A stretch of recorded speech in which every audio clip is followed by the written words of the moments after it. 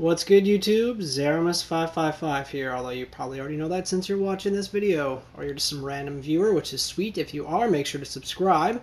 Other than that, as you guys can see, I am doing my Evil deck profile. This is going to be Evils for the March 2013 format. Thus, you can see only one warning down there at the bottom. You know, that ban list really didn't hurt a lot of decks except for windups. I mean, Sangan got hit, so Tour Guide's not as viable anymore, but not that I ever ran it in here in the first place. But yeah, no, this I've been testing this on DN, testing it a little bit in person. It's running really, really well. I'm really enjoying it. And yeah, I'll talk about the choices I made and why I've made them. I think this deck's still very viable, this format, mainly just for the fact that Dolka's, very powerful.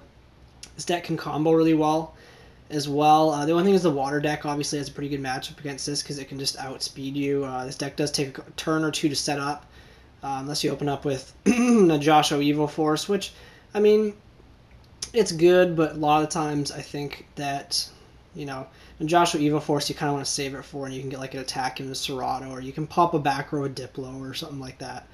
But yeah, anyways, without further ado, I'll get down to the deck profile. So, as you guys can see, we have 3 Westlo, 2 Najasho, 1 Casinerio, like this guy I'll talk about him in a second here. 3 Cerato, still running 3 Vulcano because it's way too good.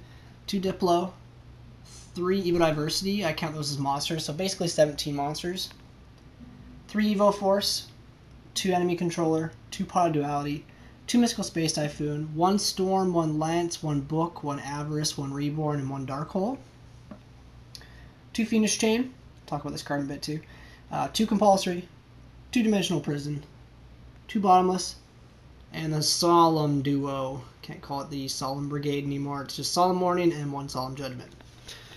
Now, Evils are pretty standard. There's really not a lot of changes you can do with them. You can see as well that I'm not running Evolsaur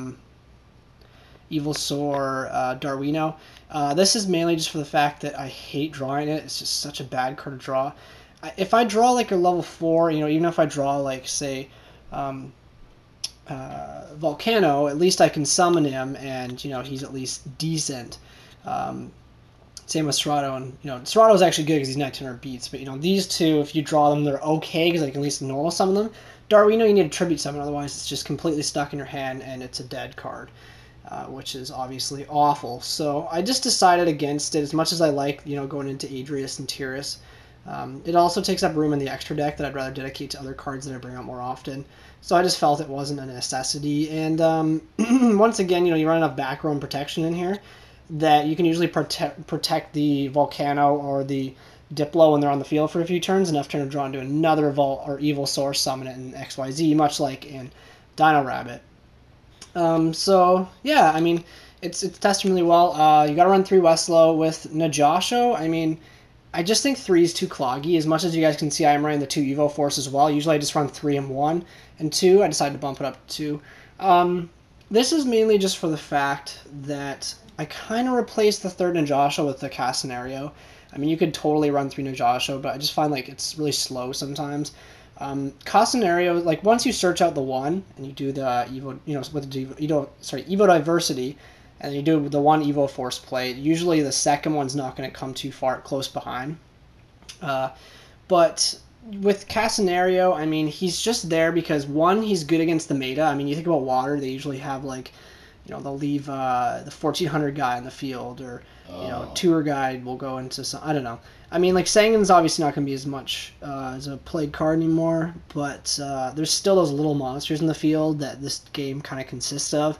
And he's even good as well just by himself with just the enemy controllers and the 1 Lance. And once again, you can search him out. I like him as well just because he kills, and he's an instant, Logia or Dolka, which you basically go +1 with it. So it's quite good.